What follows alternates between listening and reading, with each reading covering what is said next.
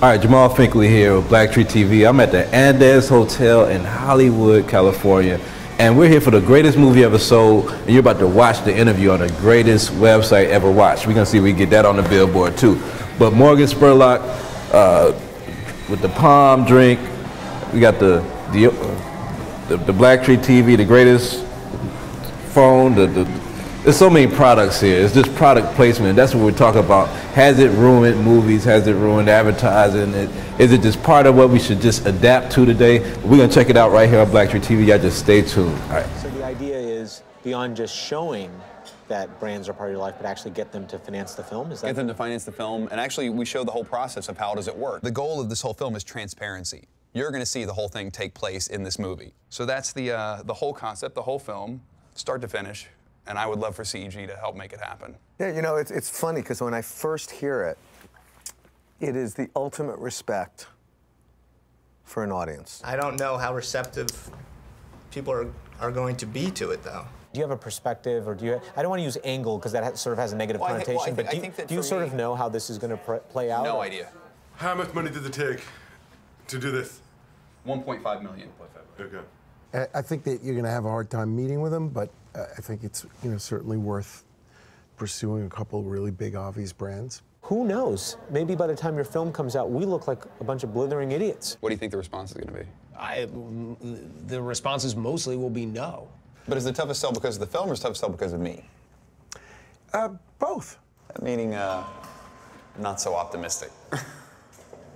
So can you help me? I need help. I can help. Okay. Good. Good. Awesome. We got to figure out which brands. Yeah. That's the challenge. When you look at like the people you deal with, We've got some places we can go. Okay. Okay. Turn the camera off.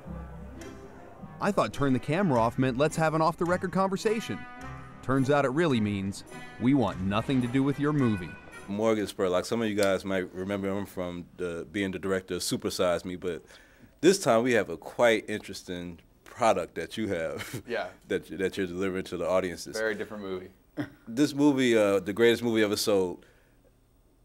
How did you come up with it? It almost seems like it was like a bet that ended up being a movie. It does feel like that, right? No, and it actually came out of a conversation that my producing partner and I had after seeing a terrible episode of Heroes, where Hayden Panettiere, the cheerleader, was sad after school, and her dad goes, "Oh, honey, I got a surprise for you," and reaches in his pocket, and as he does, the camera dollies in front of like the Nissan logo on the car, and it goes back to him holding the keys in front of her face, and she goes, "The Rogue, the Nissan Rogue, you're giving me the Rogue," and it was terrible. It was such bad placement, and it was just one of those where it literally felt like a commercial. And so from there, we said, you know, we should make a film all about product placement and get brands to pay for it.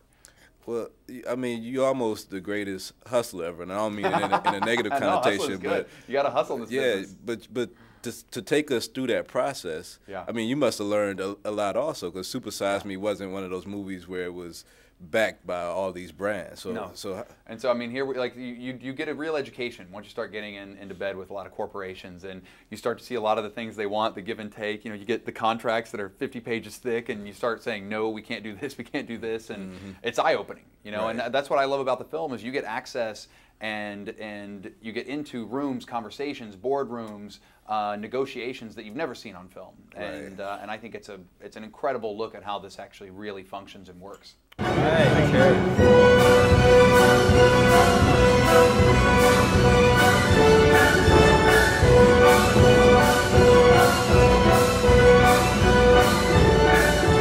Talk about the amenities that Hyatt has to offer. Okay, so in the film, I'll come visit you guys and pitch you about being in the film. Have you guys ever done any product placement or anything like this? No. But now I'd rather know what we get. What do we get? So are you in? We're in. Mini Cooper, official car of the greatest movie ever sold. Are we getting 7?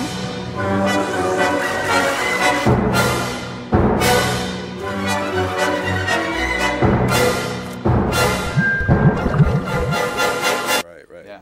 Excuse me, I just need to freshen up. It's bad. That is the greatest deodorant you'll ever use. It's the greatest deodorant you ever use. This part of the video is brought to you by Bang. By Bang. And so, just so you know, you are on the greatest website that your interview will ever be seen on. That's fantastic. That's what I heard. I heard it was the greatest website. Now I know for sure. Now you know for sure.